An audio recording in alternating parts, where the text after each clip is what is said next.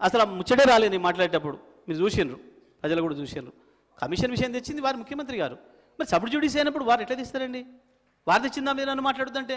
వారు మాట్లాడేటప్పుడు sub judicial కాదు, కానీ నేను మాట్లాడేటప్పుడే సబ్ జ్యుడిషియల్ ఎట్లయితుందండి ఏలే మినిస్టర్ గారికి? ఇది ఆశ్చర్యంగా ఉంది. పైగా అది జ్యుడిషియల్ ఎంక్వైరీ కాదు అధ్యక్ష, వారేసింది అది జ్యుడిషియల్ ఎంక్వైరీ కాదు.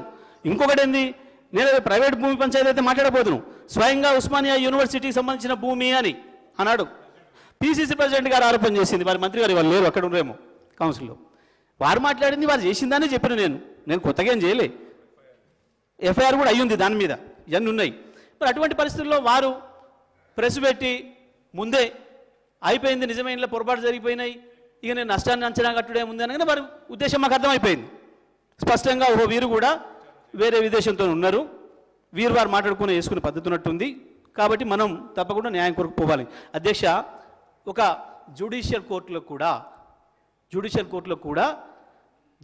జడ్జి పట్ల కానీ పీపీ పట్ల కానీ ఒక వేరే అభిప్రాయం ఉన్నప్పుడు, నాకు న్యాయం జరగదని ఇక్కడ ఒక అభిప్రాయం ఉన్నప్పుడు, సాధారణమైన అక్యూజ్డ్ కూడా కోరుకునే హక్కు ఉంది, ఇక్కడి నుంచి నన్ను మార్చండి అని రాజ్యాంగంలో. మరి కేసీఆర్ గారు ఎందుకు కోరుకోకూడదు అధ్యక్ష? స్పష్టంగా కనపడ్డది వారు చేసింది. ఒకవేళ మేము కేసీఆర్ చేసింది తప్పే అయితే ఇప్పుడు వీళ్ళు సుప్రీంకోర్టుని తప్పబడుతున్నట్టు అధ్యక్ష. సుప్రీంకోర్టు తీర్పు ఎట్లా మాట్లాడుతుంది అధ్యక్ష? ఇందులో ఇదేందన్నట్టు అధ్యక్ష? తీయండి జ్యుడిషియల్, నిజంగానే కనుక తప్పే అయితే కేసీఆర్ గారి వాదన కరెక్ట్ అని చెప్పి సుప్రీంకోర్టు ఇచ్చింది అధ్యక్ష. ఇవాళ సుప్రీంకోర్టు కేసీఆర్దే న్యాయం అని చెప్పింది. ఇంత స్పష్టంగా చెప్పిన తర్వాత కూడా వీరు ఇష్టం వచ్చినట్టు వీరు మాట్లాడి ఏదో మా మీద ఏదో మాట్లాడితే